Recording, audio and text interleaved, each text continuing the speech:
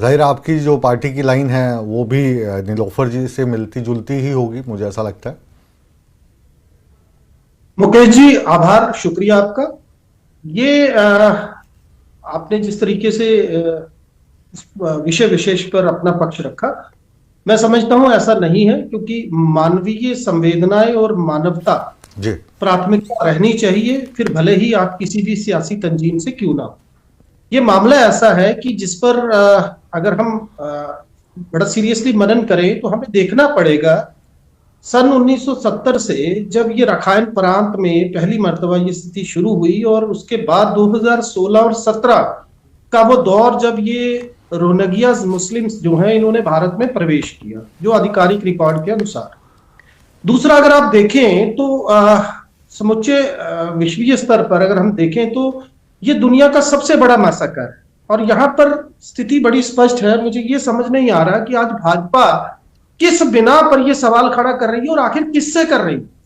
यद्यपि मरकज में आप हैं, केंद्रीय हुकूमत आपके पास है, और जम्मू कश्मीर में भी परोक्ष रूप से, खासतौर से जब आपने जम्मू कश्मीर पुनर्गठन अधिनियम की धारा 55 लगाई और वो अख्तियार सारे एलजी को दे दिए, उस हिसाब से होम डिपार्टमेंट आपके पास है। तो ये आपकी जिम्मेदारी बनती है कि आप इस मामले का एक कोई जेन्युइन तरीके से कोई इसे रिकंसाइल करें, जिससे कम से कम ऐसे लोग जिनके ऊपर बहुत बड़ा मानवीय नरसंहार जो पेश आया, और आज उसमें बच्चे हैं, महिलाएं हैं, अगर आप उनको वापस भेजते हैं बहुत अच्छी बात है। और इसके अलावा जब तक आप नहीं भेज पाते हैं, तो अगर आप उनको आइडेंटिफाई करके उनमें से जो कोई असामाजिक तत्व है उनको आप राइट अवे डिपोर्ट भी करते हैं, कोई दिक्कत नहीं।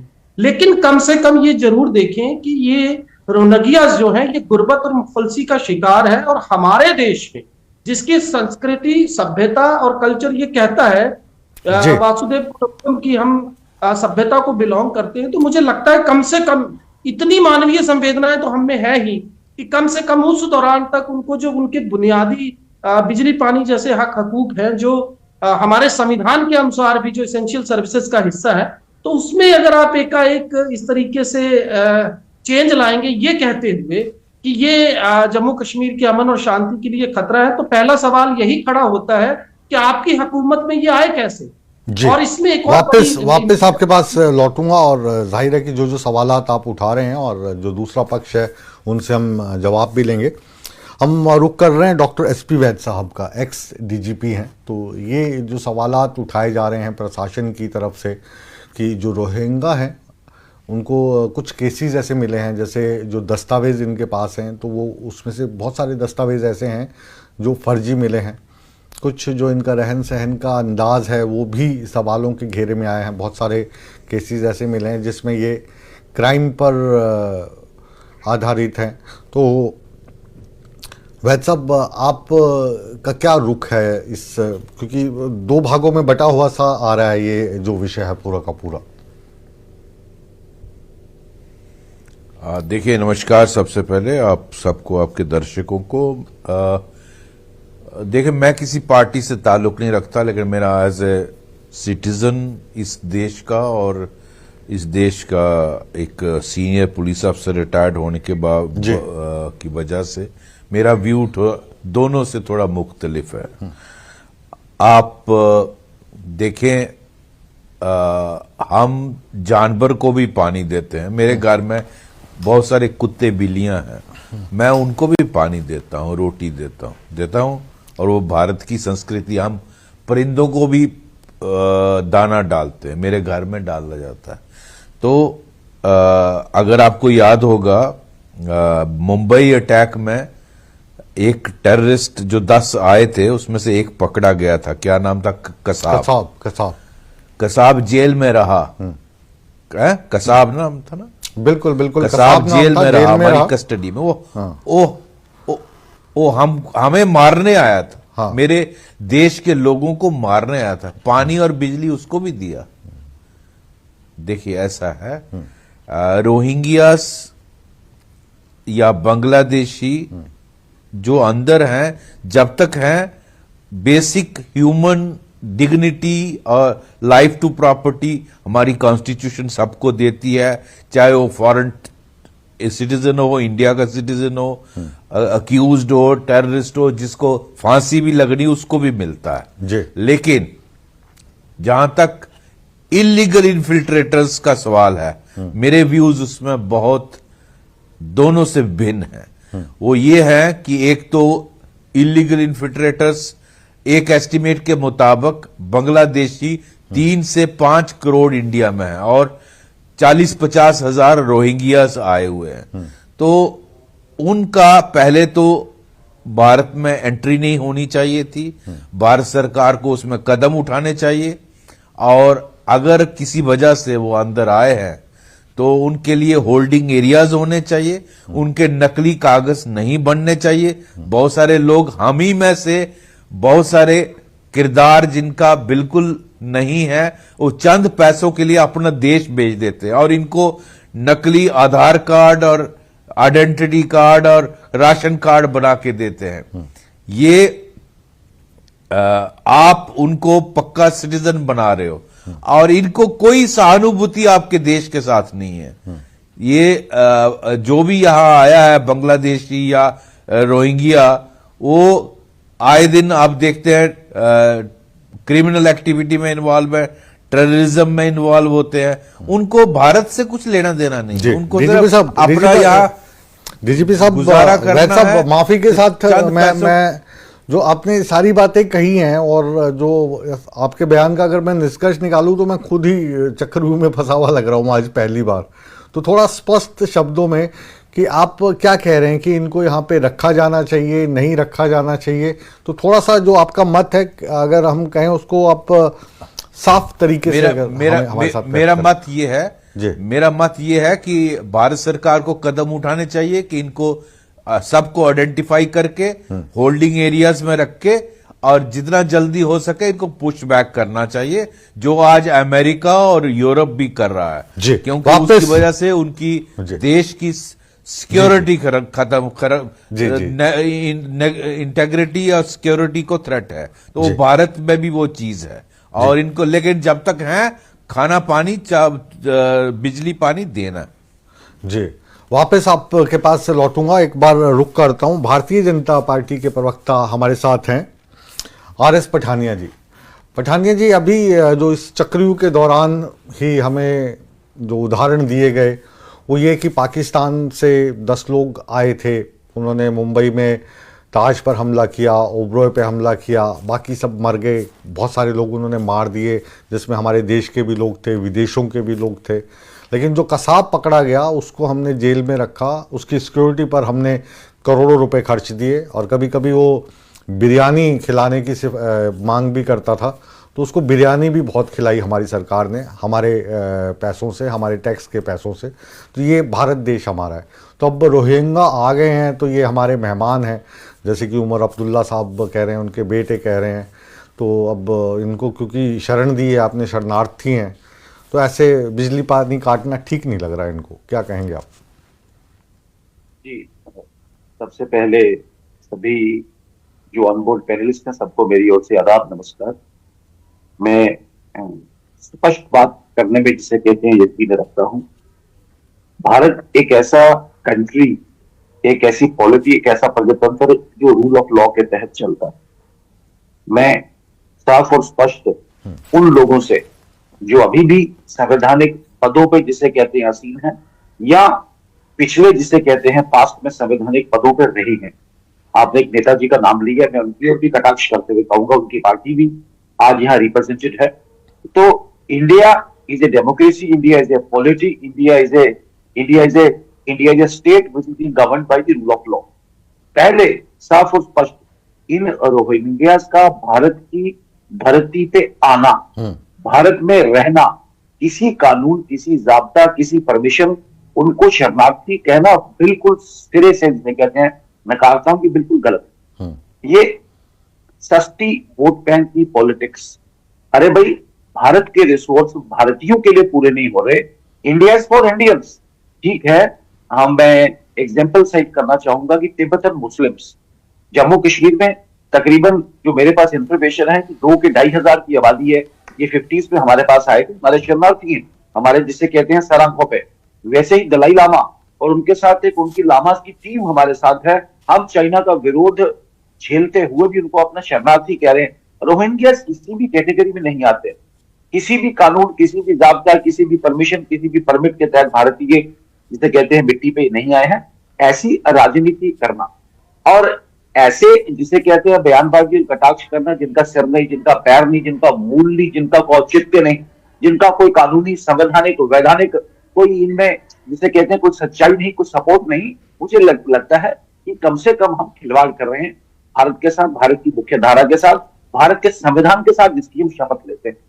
हमें साफ स्पष्ट हर पॉलिटिकल पार्टी को एक पेज पे रहना चाहिए। हाँ, हमें सहानुभूति है कि इनके साथ बर्मा में जिसे कहते हैं वहां पे अत्याचार हुआ, ये बर्मीज माइनॉरिटीज हैं, पर इसका मतलब नहीं कि दुनिया भर में जो माइनॉरिटीज हैं उसको भारत अभी इस पोजीशन में, इस सिस्टम में नहीं है कि भारत उनको लग। और फिर जैसे अभी डीजीपी साहब ने अभी कंफर्म किया है कि जो एक्सट्रीम जो क्रिमिनल एक्टिविटीज हैं, चाहे वो ड्रग्स हैं, चाहे वो जिसे कहते हैं स्मगलिंग है, इन सब के साथ साथ जो उसमें भी सपोर्ट। पठानिया जी, आपको बीच में रोक रहा हूँ, थोड़ा सा मैं आपसे भी क्लियरिटी चाहूंगा कि जो ये रोहिंग्या आए हैं हमारे भारत देश की सीमा में, इन्होंने प्रवेश किया है, प्रवेश ही नहीं किया, ये अलग अलग देश के हिस्सों में बस गए हैं।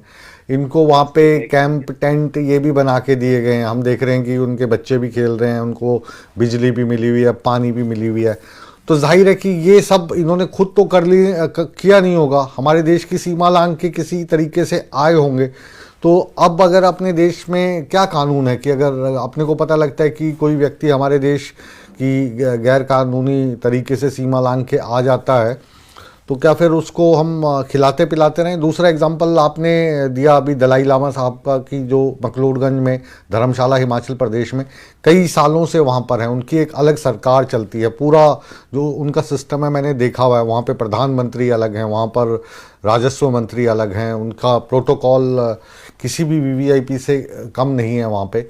और दूसरी तरफ ये रोहिंग्या है, इन दोनों को अलग अलग किस दृष्टि से किया जाए और क्यों किया जाए? देखिए, मैं दलाई लामा जी और तिब्बतन मुस्लिम्स, मैंने दो एग्जांपल्स की जो कश्मीर में रह रहे हैं, उनमें और इनमें रोहिंग्या में जमीन और आसमान का फर्क है। कानूनी तरीके से अगर देखें तो इन्हें इलीगल इमाइग्रेंट्स और इनके विरुद्ध एग्जैक्टली इनके ऊपर जो एनिमी एजेंट्स ऑर्डिनेंस था जम्मू कश्मीर में, एग्जैक्टली उसके तहत यहाँ पर मुकदमा चलना चाहिए था। पर डजंट मैटर, साफ और स्पष्ट शब्दों में इनको वापस भेजना जहां से ये लोग आए हैं, यही इसका जिसे कहते हैं सबसे बड़ा एक रास्ता होगा। ये सिर्फ भारतीय जनता पार्टी का स्टैंड तो है ही है, ये भारत सरकार का स्टैंड है। और मैं बता दूं कि आज तो दोहरी और दोगली राजनीति कुछ लोग करने की कोशिश है, लेकिन जब भारतीय जनता पार्टी की सरकार नहीं थी तब भी कहा गया कि रोहिंग्या को भारत से जिसे कहते हैं वापस करना यही इसका परमानेंट जिसे कहते हैं हल है।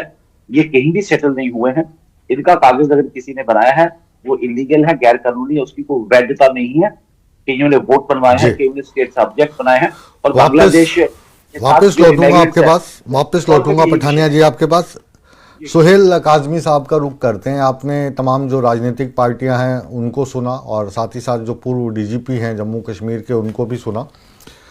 अजीब सी स्थिति देखने को मिल रही है। जो वहाँ की सरकार है वो कह रही है कि हमें मानवता का परिचय देना चाहिए, वहाँ का जो प्रशासन है वो कह रहा है कि जो लोग इलीगल तौर पर आए हैं उनको डिपोर्ट कर देना चाहिए, क्योंकि कानून में कहीं भी इनको यहाँ पर कोई शरणार्थी के तौर पर इनको जगह ही नहीं दी है। मानवीय आधार देखा जाए या कानूनी आधार इसमें देखा जाए, और असल में बात क्या है? वो बात वोट बैंक की है या जिस तरीके का इस वक्त जम्मू कश्मीर में शासन चल रहा है, एक तरफ प्रशासन है दूसरी तरफ सरकार है, तो उनकी जो खटास है वो रोहिंग्या के माध्यम से देखने को मिल रही है। बिल्कुल Mukesh ji thank you very much बुलाने के लिए। दूसरा ये आपके सवाल में ही जवाब है और उस जवाब को मैं ऐड करता हूं कि यहाँ जब ये इस पे सियासत शुरू हुई तो मुझे याद है कि NN वोहरा साहब यहाँ गवर्नर थे और मुझे इत्तेफाक हुआ एक बार मिलने का, और मैंने कहा सर ये रोहिंग्या पे बहुत सियासत हो रही है तो इसका क्या हल है, आप इसको डिपोर्ट करेंगे, इसको क्या करेंगे? तो उन्होंने कहा कि एक प्रपोजल हमने उस वक्त MHA को भेजा है और MHA is the final authority to decide about the Rohingyas it is not in JNK। और सुनिए, जब इन पे जुल्म तशद्दुद वहां हुआ जो दुनिया में हर जगह कहीं भी होता है, तो उसके लिए यूएन की इंटरवेंशन से सर, यूएन की इंटरवेंशन से पूरी दुनिया में, ये नहीं कि हिंदुस्तान ही सिर्फ ये आए हैं, पूरी दुनिया में फ्री एक्सेस दी गई कि कहीं भी ये जाएं, अपनी जान माल का हिफाजत करें, और उनकी रेजोल्यूशंस के हिसाब से ये भारत में भी आए। और भारत की बहुत सी स्टेटों में रोहिंग्यास बसे हैं, और जम्मू कश्मीर में भी कुछ रोहिंग्यास आगे, ना किसी पॉलिटिकल पार्टी ने इनको बसाया, ना किसी पॉलिटिकल पार्टी ने मुझे लगता है इनको रिहेबिलिटेट करने की बात की। हाँ, सियासत शुरू हो गई, और सब मैंने उनसे पूछा कि सर ये इनको डिपोर्ट कहते हैं, ये प्रोरोगेशन जो है, इनको डिपोर्ट करना है, इनको किस स्टेट में रखना है, इनको किस तरह से करना है, ये टोटल प्रोरोगेटिव जो है मिनिस्ट्री ऑफ होम अफेयर्स का है, गवर्नमेंट ऑफ इंडिया को। जो भी नोटिफिकेशन, तब ये पुरानी बात कर रहा हूं, उसके बाद तो 3 गवर्नर्स यहाँ चेंज हो गए, तो ये वो जब भी कोई डायरेक्शन देंगे गवर्नमेंट ऑफ इंडिया, उस डायरेक्शन पे इनको रिहेबिलिटेट किया जाएगा, इनको वापस भेजा जाएगा, जो भी उनका निर्देश होगा। लेकिन देखने को ये आया कि यहाँ सियासत पे सियासत हो रही है। और अब आप जानते हैं, जबकि सरकार बनी है, अब सब पॉलिटिकल पार्टीज भी जानती हैं, बिजनेस रूल नहीं आए हैं, 2 पावर हाउसेज हैं, उस पे भी सियासत है। और ह्यूमैनिटेरियन ग्राउंड्स पे आप देखें, एज ए सिटीजन मैं ये जानता हूं कि बिल्कुल आप पानी बिजली तो बंद नहीं कर सकते साहब, ये अपनी मर्जी से नहीं आए हैं, और रूल ऑफ लॉ के तहत ही आए हुए हैं। इन्फ्लेटेड भी नहीं है कि जबरदस्ती बॉर्डर पार करके आ गए तो पुलिस ने पकड़ लिया होता। तो ये किसी न किसी पॉलिसी के तहत यहाँ बस रहे हैं, या बाकी स्टेटों में बस रहे हैं। और जब भी आप इसे पूछो, आप क्या हल इनका पाते हो? क्योंकि जाहिर है कि जो संसाधन है, तो भारत भी विकासशील देश है, अभी विकास कर रहा है, बहुत ज़्यादा विकसित नहीं है। अगर हम अपनी तुलना अमेरिका से करें, यूरोप के देशों से करें, तो अभी भी हमारे देश में भी बहुत गरीबी है। हमारे देश में भी लगभग 80 करोड़ के करीब जनता ऐसी है जिनको सरकार को फ्री में राशन देना पड़ रहा है। उस पर फिर इनका बांग्लादेशियों का दबाव, रोहिंग्या का दबाव, ये हमें और पीछे की ओर धकेलता है। तो आपकी नज़र में क्या सॉल्यूशन क्या है इसका? बिल्कुल, आप ठीक कहते हैं, लेकिन ये सोचना तो मरकज का काम है। आप और मैं तो यहाँ स्टेट जो है इस वक्त, तो यहाँ की जो कैबिनेट है वो अपने काम नहीं कर पा रही है, तो इनको क्या रिहेबिलिटेट करेगी, उनको क्या पुशबैक करेगी? ये prerogative he government of India का है कि वो उनको फाइनल कॉल लेना है कि क्या करना है इनके मुद्दे पे। इनको किसी एक जगह पे बसाना है, वापस रिपोर्ट करना है। अब तो हालात वहां के भी बेहतर हो चुके हैं आहिस्ता आहिस्ता, वैसी स्थिति नहीं है जिन स्थितियों में ये बाहर निकले थे। ये तो उन मुल्कों के साथ बातचीत करके, मुल्क आज हमारी एक्सटर्नल अफेयर्स पॉलिसी भी बहुत स्ट्रांग है, ये तो मरकज की सरकार को देखना है, और जो उनका डिसीजन होगा मैं वो समझता हूं वो सबको सरप्रिय होगा और उसी पे एक्शन होगा। जी, वापस लौटते हैं आपके पास और अब रुख करते हैं तेजिंदर सिंह सोढी, हमारे वरिष्ठ संपादक जम्मू कश्मीर लद्दाख के। ये जो सारी बातचीत आपने सुनी और आज सुबह से इस विषय को लेकर हम भी आपसे लगातार टच में हैं, तो सोढी साहब, आपके हिसाब से इसका हल क्या है? क्योंकि अभी अगर हम इसको पत्रकार की नज़र से देखें तो ऐसा लगता है कि जो प्रशासन है वो इस वक्त LG की तरफ से कार्रवाई कर रहा है, और जो वहाँ की सरकार है वो जाहिर है कि उसका विरोध कर रही है। तो ये विरोध एक देखने को सामने को मिल रहा है, लेकिन सवाल है कि ये खुद वहाँ पे पहुँचे नहीं होंगे, कोई ना कोई तो इनको आसरा मिला होगा। जाहिर है कि इन्होंने आके वहाँ से सीधे टेंट कार्ड नहीं लिए होंगे, पानी का कनेक्शन खुद नहीं ले लिया होगा, बिजली खुद नहीं ले ली होगी। अब इसको अगर काटने का काम प्रशासन कर रहा है और उसमें लगता है कि कहीं ना कहीं जो केंद्र सरकार है उनके दिशा निर्देश हैं, तो इनको जो रोकने की बात कर रहे हैं या इनको जो फैसिलिटीज़ बरकरार रखने की बात कर रहे हैं, उसमें आप कोई राजनीति देखते हैं?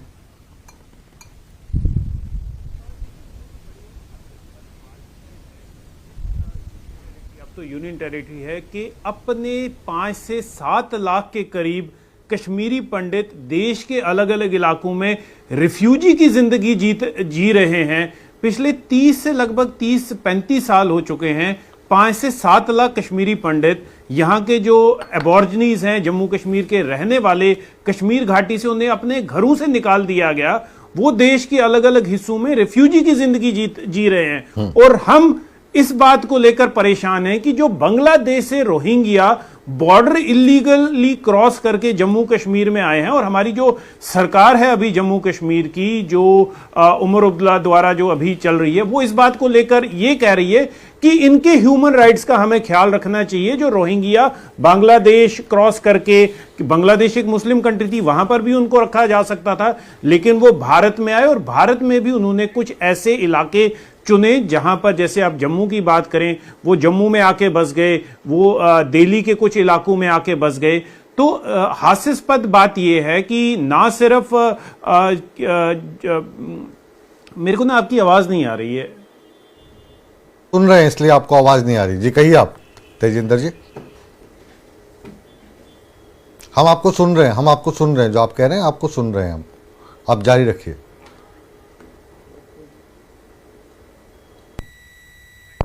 हाँ, लगता है सोडी साहब तक हमारी आवाज़ नहीं पहुंच पा रही, लेकिन असल में आप कह रहे थे और हम सुन रहे थे। फिर भी जो टेक्निकल टीम है वो इस ग्लिच को ठीक करने का काम कर रही है। दोबारा से एक बार रुख करते हैं नीलोफर मसूद जी का।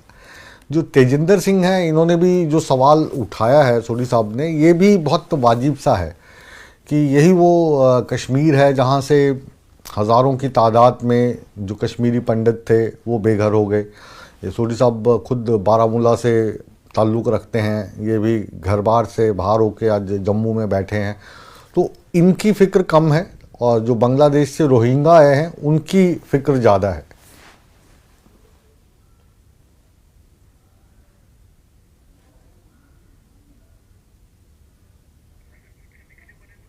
आप ऑडियो अनम्यूट कर लीजिए। देखिए, हमारी सरकार की जो प्रायोरिटी है पहली ही रहेगी कि जो हमारे कश्मीरी पंडित बरादरी है या उसमें जो भी माइग्रेंट, जिसने माइग्रेशन यहाँ पर की है, उनको वापस यहाँ लाए, तो इनको यहाँ पर बसाए। बल्कि इस तरह से नहीं कि जैसे कि बीजेपी ने पिछले 10 सालों में कहा कि हम उनको केपी का इस्तेमाल करके एज ए वोटर कार्ड, हमने कभी ना इस्तेमाल किया है, ना करेंगे। बल्कि हम नेक दिली से, हमारे मैनिफेस्टो में भी है कि हम चाहते हैं सही मानों में कि जो हमारे पंडित बरादरी है या उसमें जितने भी माइग्रेंट यहाँ पर माइग्रेशन होगी 1989 के बाद, वो वापस अपनी जगह पर रहे और वो जो रेफ्यूजी का टैग है वो हमेशा के लिए खत्म हो जाए। जहां तक रही हमारे मुल्क की बात, आप खुद जानते हैं कि जो हमारा मुल्क है, कि मैं अभी आर्टिकल 21 की बात कर रही थी, अभी हम रेफ्यूजी कन्वेंशन 1951 है, प्रोटोकॉल 1967 है, हम उस चीज को मानते हैं और यूएन के साथ हम जुड़े हुए हैं। इन प्रोटोकॉल्स का, इन रेफ्यूजी कन्वेंशंस का हम बिल्कुल मानते भी और उनकी इज्जत भी करते हैं। ये कहाँ का इंसाफ है? एक इंसान जो है, आप ये कहते हैं कि चाहे वो कहाँ से भी आया, क्या आया, अभी हमारे देश में सेटल है। हमारा देश जो है फेयरनेस, जस्टिस, इक्विटी के लिए मशहूर है। हमारे अपने रिच ट्रेडिशंस है, एथिक्स है हमारे। क्या हमारे एथिक्स, हमारे रिच ट्रेडिशन हमें ये सिखाते हैं कि एक इंसान जो है, आप उनको पानी भी छीन लो, खाना भी नहीं दो, बल्कि वो ऐसे ही आप जो कह रहे हैं बिल्कुल मानवीय आधार पे जो आप बातें बोल रहे हैं, बिल्कुल दिल को छू रही हैं। अब सोडी साहब, आप तक मेरी आवाज पहुंच पा रही है? तो ये जो सवाल उठा रहे थे कि जो यहाँ से चले गए कश्मीरी भय के कारण, या जो सिख फैमिलीज हैं उनका पलायन हो गया कश्मीर के भागों से, तो उनकी चिंता सरकार को कम है, इनकी ज़्यादा है। ये मेरा सवाल था। मतलब आप इसका डिफरेंस समझने की कोशिश कीजिए। हम ये नहीं कह रहे हैं कि किसी का बिजली काट लो, पानी मत दो, या किसी पे जुर्म करो, ये हमारा कहने का बिल्कुल तात्पर्य नहीं है।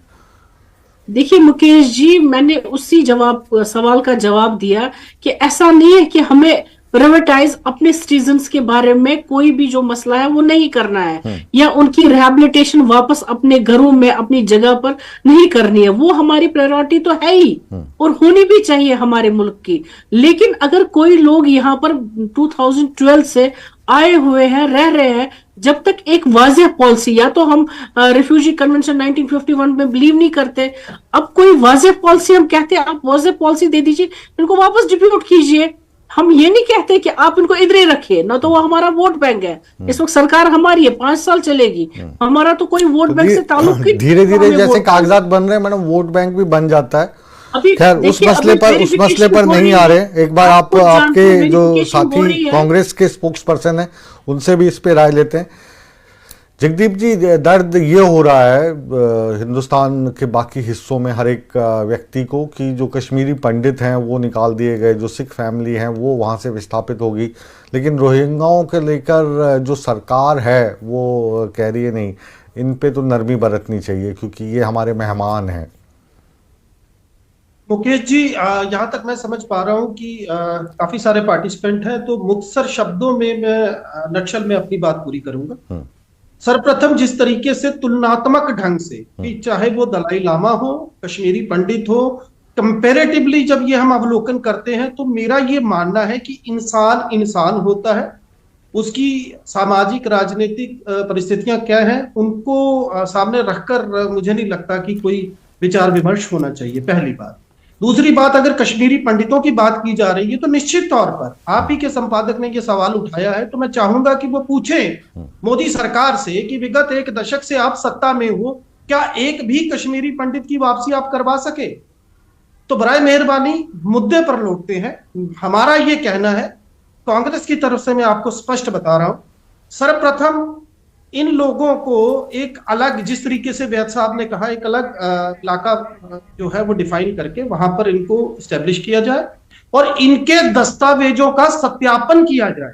उसमें जो लोग जिनके पास किसी भी तरह का कोई क्रीडेंशियल है भारतीय सरकार की तरफ से या लोकल गवर्नमेंट की तरफ से, उनके खिलाफ न केवल कड़ी कार्रवाई की जाए बल्कि उन लोगों को भी आइडेंटिफाई किया जाए जिन्होंने उनको वो दस्तावेज मुहैया करवाए और उनके खिलाफ जो कानूनी कार्रवाई बनती है वो की जाए।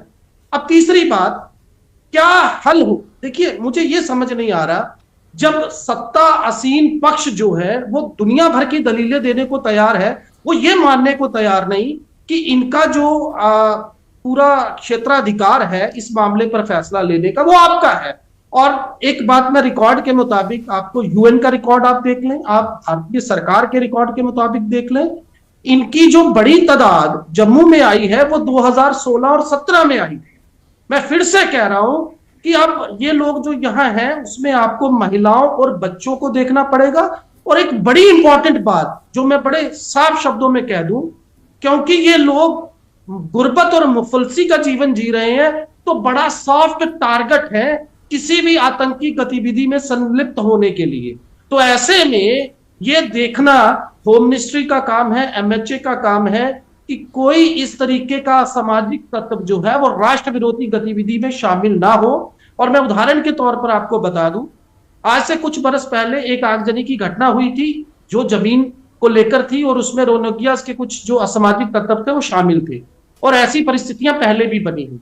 मेरा यह मानना है कि इस पूरे मामले को बड़ी संजीदगी से और संवेदनशीलता से लेते हुए दोनों पक्षों मद्देनजर रखते हुए जितनी जल्दी होता है इनको आप डिपोर्ट करें, कोई दिक्कत नहीं है। लेकिन जब तक डिपोर्टेशन का कार्रवाई पूरी नहीं होती, कम से कम उनको उनके बुनियादी हक दें। और अगर किसी के पास, एक आखिरी बात कह दूं, मेरे सुनने में, मेरे संज्ञान में ये आया है कि आयुष्मान योजना का लाभ भी कुछ लोगों ने उठाया है। तो ये कितनी निकम्मी और निठल्ली सरकार होगी कि इनके यहाँ पर सत्ताधीन होते, सत्ता में होते हुए एक बाहरी व्यक्ति, बाहरी विदेशी जो है वो ना केवल दस्तावेज बना लेता है बल्कि सरकारी योजनाओं का लाभ भी ले रहा है। तो कसूरवार कौन है? जी, उनको चलिए ये सारे जवाब हम पठानिया जी से लेते हैं, और लेकिन उससे पहले हम सोहेल काजमी साहब के पास चलते हैं। काजमी साहब, मुद्दा तो ये राजनीतिक ज़्यादा लग रहा है मुझे, अगर मैं सही मायनों में कहूँ तो। आपको क्या लग रहा है? बिल्कुल राजनीति से जुड़ा हुआ मुद्दा है। हाँ। देखिए, दलाई लामा का जो उनका कुंभा है, उनकी एक अपनी हिस्ट्री है। कश्मीरी पंडितों का पलायन जो है उसकी एक अपनी हिस्टोरिकल बैकग्राउंड है, हम सब जानते हैं। रोहिंग्यास का एक अपना मुद्दा है। मैंने पहले ही आपको कहा कि बिना गवर्नमेंट ऑफ इंडिया के ये इंडिया में नहीं आ सकते थे, सेटल नहीं हो सकते थे, फ्री एक्सेस नहीं मिल सकती थी, और गवर्नमेंट ऑफ इंडिया का ही प्रोरोगेटिव है कि वो फाइनल डिसीजन क्या लेंगे। एक तरफ भारत जो है, हम रोज कितने सालों से हैं तकरीबन ये यहाँ पे काजमी साहब? अब तो 8-9 साल हो गए इनको तकरीबन। और किस तरीके के इलाके हैं जहाँ पे ये बसे हुए हैं या बसाया गया है? ये एक दो इलाके हैं जो डिफाइंड हैं, नरवाल के ऊपर वाली साइड में हैं और उसी तरफ है। अब एक और प्रॉब्लम है मैं जो आपके साथ शेयर करना चाहता हूँ मुकेश जी, क्योंकि जम्मू कश्मीर एक मुस्लिम मेजोरिटी स्टेट है और ये बदकिस्मती से ये भी मुसलमान है, तो यहाँ डेमोग्राफिकल चेंज ना हो जाए इनके आने से, एक सियासत उसमें ये भी शुरू हो गई है। देखिए, ना तो लाया किसी ने, ना बसाया किसी ने, ना बिजली का कनेक्शन दिया किसी ने, ना राशन कार्ड बना के दिए किसी ने, तो इस पे सियासत होना ज्यादा शुरू हो गई। लेकिन मैं आपसे ये कहता हूं, नहीं तो जो बिजली हो गया, पानी हो गया, ये तो क्या मतलब सारे इन्होंने इलीगल तरीके से जोड़ रखे हैं जी? कभी ये मुमकिन हुआ है कि आप बिजली और पानी और सब ये इलीगल तरीके से लेंगे without the consent of the authorities? ये लीगलाइज वे में यहाँ रह रहे हैं और पानी बिजली तो आज तो हमारे घरों में मुफ्त हम चोरी नहीं कर सकते, सब कुछ स्मार्ट मीटर्स के हिसाब से आता है, तो इनको कहां से मुफ्त मिलेगा? ऐसा कुछ नहीं है। लेकिन यह कि मैं समझता हूँ इस पर सियासत ज्यादा हो रही है, नहीं होनी चाहिए। जहां तक बात है रिहेबिलिटेट करने की, तो आज हमारी जो छवि है पूरे भारत की, आप देखिए कोविड में हम 140 करोड़ की आबादी है, गुर्बत से भरा हुआ मुल्क है और हिंदुस्तान आदि दुनिया को कोविड की दवाइयां बांट रहा था। आज हिंदुस्तान जो है कन्फ्लिक्ट जोन, जहां जहां भी वॉर्स होती है वहां भी ह्यूमन एंगल के तहीं मदद पहुंचाता है। और हमारी छवि जो है पूरी दुनिया में आज किस तरह की हुई है under the stewardship of honourable prime minister. तो ये जो मसला है ये इतना बड़ा मुद्दा नहीं है जिसपे सियासत होनी चाहिए। तो इस पे एक final decision government of India ले और जम्मू कश्मीर को ये मुसीबत है, ये जो बिला वजह की बहस है, इससे आजाद करे। जी हम डॉक्टर एसपी वैद साहब के पास चल रहे हैं। वैद साहब, ये भी सुनने में मिल रहा है कि जो अधिकांश जो इनकी बस्तियां बसाई गई हैं उनके आसपास ही जो हमारे सैनिकों की बैरक्स हैं कानूनी दृष्टि से बहुत ज़्यादा संवेदनशील है। तो ये वाला जो खतरा है इसको आप किस तरीके से देखते हो? क्योंकि ये भी गरीब हैं, आसानी से लोभ में भी आ सकते हैं और बहुत सारे केसेस ऐसे भी देखने को मिले जिसमें खुद ये क्राइम में इन्वॉल्व भी पाए गए हैं। नशे का धंधा हो, इवन वैश्यवृत्ति भी ये कर रहे हैं, कुछ ऐसे भी आरोप इनके ऊपर लगे हैं। कैसे देखते हैं आप इन सभी चीज़ों को? देखिए, ऐसा है कि जैसे सुहेल बता रहे थे, ये ज़्यादातर नरवाल बठिंडी इस इलाके में बसे हैं और उधर आर्मी का ब्रिगेड हेडक्वार्टर भी है और कुछ सीआरपी के बटालियन हेडक्वार्टर्स वगैरह हैं। तो ये डेफिनेटली नेशनल सिक्योरिटी का थ्रेट रहता है और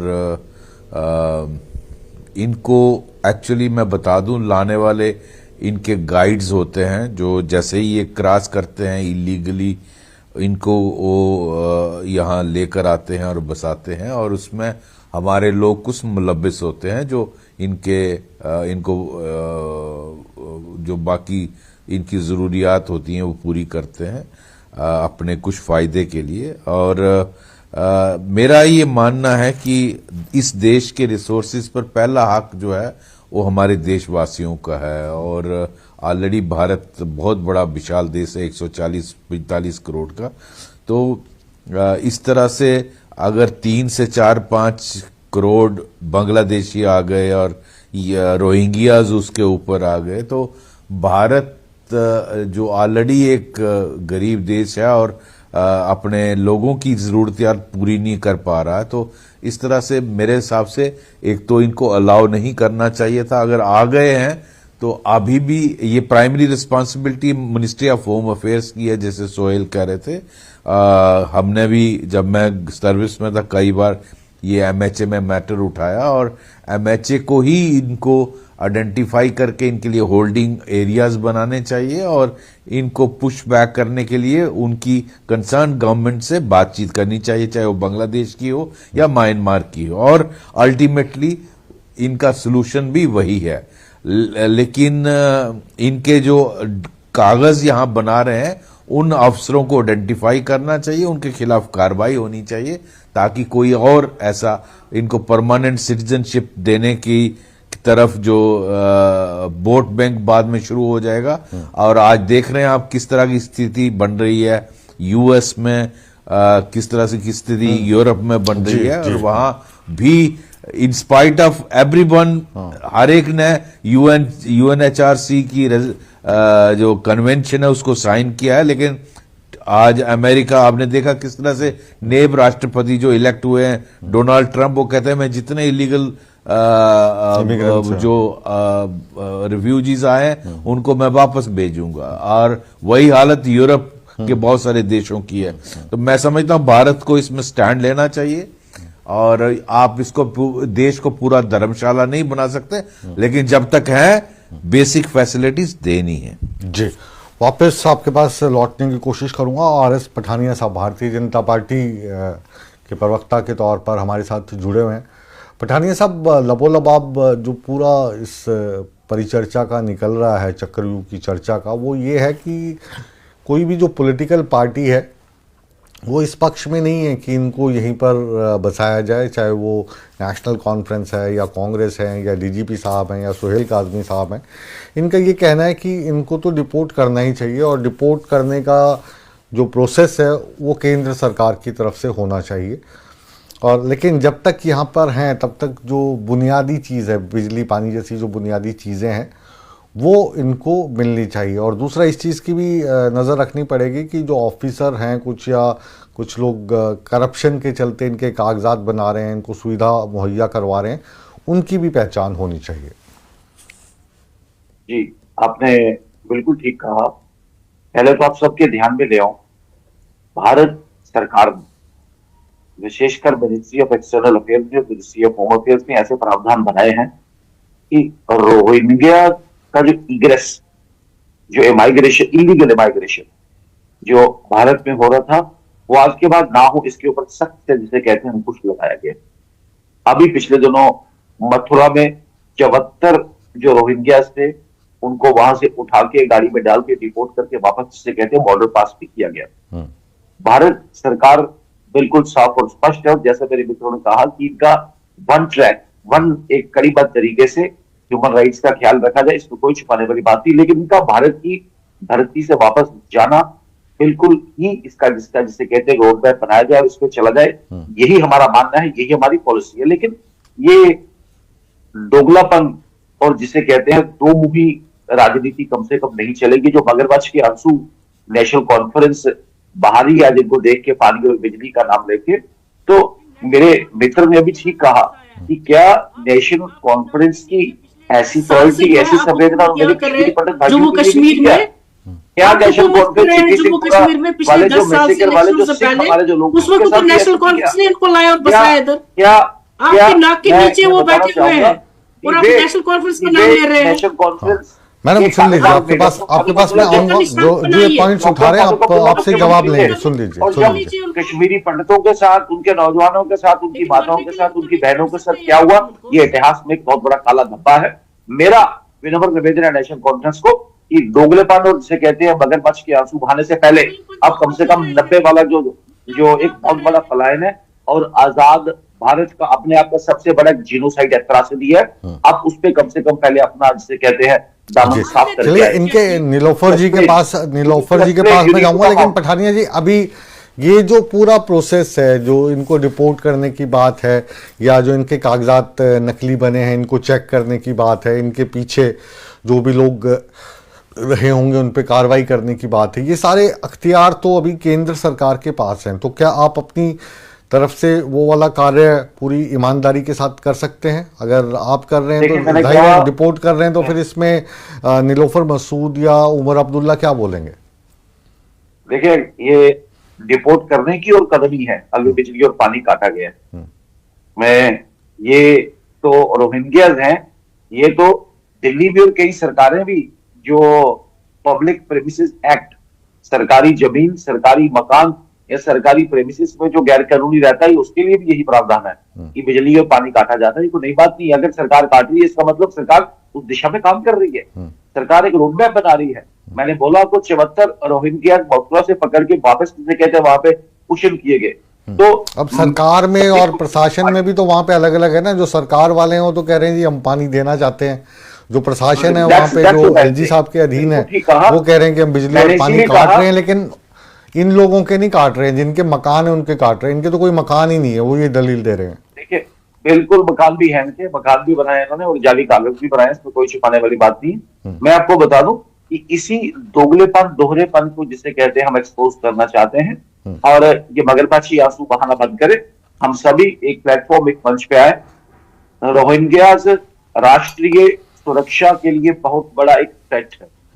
अगर एक सेंटेंस में से अगर क्लिक करना हो, big threat on national security. Bharat का जो रूल ऑफ लॉ का जो जिसे कहते हैं गॉस्पेल है, जो भारत के संविधान की जिसे कहते हैं परिकल्पना, उसके ऊपर भी बहुत बड़ा धब्बा है कि जिसकी भारत को धर्मशाला नहीं है, भारत कोई वो जिसे कहते हैं फ्री फॉर ऑल सिचुएशन नहीं, जिसकी मर्जी है कि जो करेगा जैसे करेगा और फिर भारत को ह्यूमन राइट्स का जिसे कहते हैं पाठ पढ़ाएगा या ह्यूमन राइट्स वॉल्यूशन का जिसे कहते हैं या यूएन चार्टर के जिसे कहते हैं वो राग अलापेगा। नीलोफर जी आपका जो आप बयान दे रहे थे अभी, उस पर कुछ काउंटर करना चाह रही थी। नीलोफर कहिए, क्या कह रही थी आप? देखिए, पहले ये अनफॉर्चुनेट लैंग्वेज जो इस्तेमाल कर रहे हैं पठानिया साहब, दोगलापन, ये बिल्कुल दोगलापन नहीं है।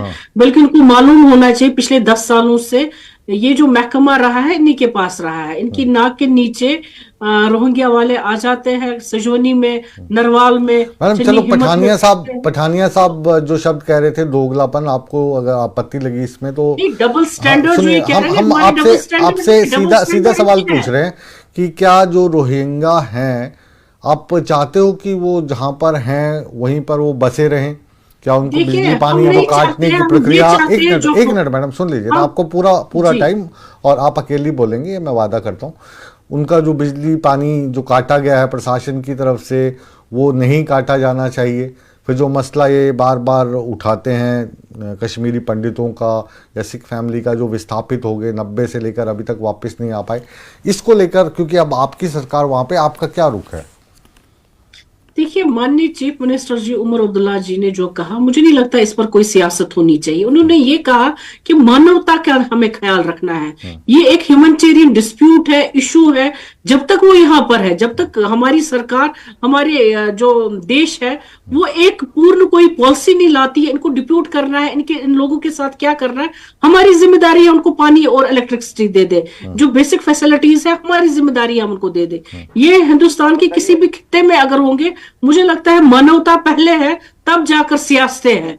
तो इन चीजों पर सियासत नहीं करनी चाहिए, शर्मनाक बात है। इस चीज पर हम सियासत करेंगे कि एक इंसान को आप पानी क्यों दे रहे, वो जिंदा क्यों रहे। यहाँ पर अगर किसी कोई देशद्रोह के केस में बंद भी होता है जेल में, क्या हम उसे पानी नहीं देते? क्या हम उसको खाना नहीं देते? हम उसको मरने के लिए तो नहीं छोड़ते, नहीं भाई आप मर जाओ ऐसे क्योंकि आपने देश के खिलाफ कुछ किया। मैं माफी के साथ मैं आपसे मैं एक सवाल पूछना चाहूंगा मैडम, एक सवाल पूछना चाहूंगा नीलोफर जी। फिर जो 1990 से लेकर कई साल तक जो कश्मीरी पंडित यहाँ से पलायन करते रहे, उन पर जो जुल्म सितम होता रहा, तो उस वक्त भी क्या आपकी पार्टी की यही राय थी जो अभी आप रोहिंग्याओं के लिए रख रही हो? बिल्कुल, हमने तो हमेशा कहा कि जो पंडित बरादरी है या पंडित भाई है, जो जितने भी यहाँ से, चाहे मुस्लिम उसमें, सिख उसमें, जितने भी यहाँ से माइग्रेशन जिसने की, हम तो इनकम्प्लीट है उनके बगैर। हमने हमेशा कहा इन्होंने 10 सालों में क्या किया, किसको इन्होंने यहाँ पर रिहेबिलिटेट किया, किसको इन्होंने लाया? तो इनके मैनिफेस्टो पर था क्या इन्होंने किसी को रिहेबिलिटेट किया? मैं उस मुद्दे में नहीं जाती हूँ कि ये फेल हो गए हैं, कैसे क्या किया ने आपके बारे में क्या कहा? मैनिफेस्टो है, हम उस पर बंद है।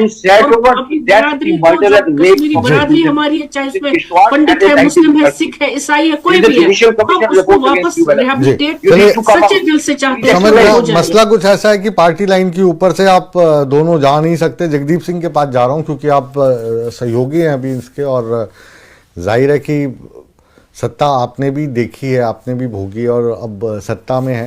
तो ये जब मसले को हम कंपेयर करते हैं तो ऐसा लगता है कि मसला मुस्लिम का, हिंदुओं का आ जाता है, मसला national conference plus Congress plus BJP versus हो जाता है। उसमें फिर कभी मानवता की बात आ जाती है, कभी ये बात आ जाती है कि ये लोग इलीगल हैं। तो ले देखे मामला जो है वो सियासी ही है, जैसे मतलब समय के अनुसार अलग अलग राजनीतिक पार्टियां, चाहे वो आपकी पार्टी हो या फिर नेशनल कॉन्फ्रेंस हो या इवन भाजपा हो, अपने अपने फायदे के लिए भुनाने की कोशिश कर रहे हैं। मुकेश जी, मैं फिर से आपको ये अनुरोध कर दूं कि बार बार कश्मीरी पंडितों का हवाला मेरे भाजपाई मित्र दे रहे हैं, तो वो जरा ये बताएं कि जगमोहन जी को दूसरी मर्तबा बीके नेहरू साहब के बाद किसने भेजा था, और तब बीपी सिंह साहब की सरकार को 85 सांसदों का जो समर्थन था वो किसका था, और क्या किया उन्होंने यहाँ आकर, और किन लोगों ने जाकर उनके हाथ में एयर टिकट थमाए जो कश्मीरी पंडितों के रहनुमा थे, उनके नेता थे। तो ये एक लंबी बात हो जाएगी। मुख्तसर बात ये है, मैं फिर से कह दूं, मैं वैद साहब का एक जो वो जिक्र कर रहे थे, अमेरिका का उन्होंने हवाला दिया, मैं एक चीज बता दूं आपको, क्योंकि मैंने ये व्यक्तिगत तौर पे देखा है। आज भी मैनहट्टन में पंजाब के कुछ सियासी तंजीमों के दफ्तर हैं, जो वहां पर जो इलीगल इमिग्रेंट्स जाते हैं, जिनको एलियंस कहा जाता है, उनको वो $2,000 से $2,500 में अपनी पार्टी का लेटर हेड पे एक रोकना चाहूंगा बीच में आपको। डॉक्टर साहब, डीजीपी साहब, ठीक हैं आप? अच्छा, हाँ बिल्कुल ठीक। जी जी, अच्छा, मुझे लगा कुछ आपका सिर नीचे चला गया था, मेरे को थोड़ा सा वो हुआ। समय थोड़ा कम है, आखिरी कमेंट हम 30 सेकंड का सोहेल काज़मी जी से और डीजीपी साहब से लेना चाहेंगे। और जी जगदीप, हाँ जगदीप जी, समय कम है, माफी चाहूंगा, मुझे पता है आपका। जी जी, नटशल में बोल रहा हूं कि दुनिया के तमाम विकसित देशों में 90% भारतीय ऐसे हैं जो नेशनल असाइलम के नाम पर झूठ बोलते हैं, और यहाँ पर जो स्थिति बनी है उनको वापस भेजा जाए, दस्तावेजों का सत्यापन किया जाए, और जो लोग जिम्मेदार हैं उनके खिलाफ कड़ी कार्रवाई की जी। काज़मी साहब 30 सेकंड आपके पास। ये एक ह्यूमन रिलेटेड इशू है और मरकज को इसको फौरी तौर पे हल करना चाहिए। जम्मू कश्मीर पहले ही बड़ी मुसीबतों से जूझ रहा है, अभी भी जूझ रहा है और आगे भी जूझता रहेगा। जम्मू कश्मीर में अपने न्यूमरस इश्यूज हैं। मैं समझता हूं जिन्होंने इनको लाया, जिन्होंने इनको रिहेबिलिटेट किया, वही लोग इनको डिसाइड करेंगे कहाँ ले जाना है, क्या कर रहे हैं। एक दूसरे पे ब्लेम गेम मत करें और जम्मू कश्मीर को अच्छी डगर पे चलने दे। जो मैंडेट लोगों ने दिया है उस मैंडेट पे सरकार चले, लोग खुश रहें और अमन अमान फैले, इस पे हमें ज्यादा फोकस करना चाहिए। जी डॉक्टर वैद, हाँ आखिरी कमेंट आपका। देखिए, मेरी लास्ट कमेंट यही है कि भारत सरकार को जितना जल्दी हो सकता है इनकी सरकारों से मैटर टेकअप करके, इनको आइडेंटिफाई करके इनको पुश बैक करना चाहिए। जब तक वहां से सिग्नल नहीं आता इनको होल्डिंग एरियाज में रखना चाहिए, और जब तक ये यहाँ मेहमान रहेंगे तो इनके होल्डिंग एरियाज जम्मू के बजाय कश्मीर में बनाने चाहिए, ताकि ये भी खुशनुमा वादी का मजा आनंद उठाएं। जी चलिए, ये जो खुशनुमा वादी का आनंद वाली बात है, जाहिर है कि बहुत सारा तजुर्बा आप का इसमें छुपा हुआ है। और बहरहाल जो चक्रव्यूह है, इसमें तमाम मेहमान जो हमारे साथ जुड़े, हम तहे दिल से आप सभी का शुक्रिया अदा करते हैं। फिर आपसे बात होगी, फिर मुलाकात होगी, लेकिन चक्रव्यूह को हम विराम दे रहे हैं बस इन 2 लाइनों के साथ कि अब जो रोहिंग्या का मसला है वो राजनीतिक होता जा रहा है। ये हमारे यहाँ पे शरणार्थी के तौर पर, लीगल तौर पर नहीं रह रहे हैं, लेकिन फिर भी ये मानना है कि जब तक हैं हमारी धरती पर, पानी बिजली जैसी बुनियादी सुविधाएं इनको मिलती रहें, और जल्द ही केंद्र सरकार कोई पॉलिसी बना के या तो इनको किसी खास जगह पर रखे अगर इनको हिंदुस्तान में ही रखना है, या फिर इनको अपने देश वापस डिपोर्ट कर दे, क्योंकि अब जहाँ से भाग के आए थे वहाँ पर भी हालात सामान्य हो चले हैं। चक्रव्यूह को यहीं पर विराम देते हैं, लेकिन खबरों को नहीं, क्योंकि न्यूज़ 18 जम्मू कश्मीर, लद्दाख, हिमाचल, हरियाणा पर खबरों का सिलसिला लगातार जारी है। बने रहें हमारे साथ।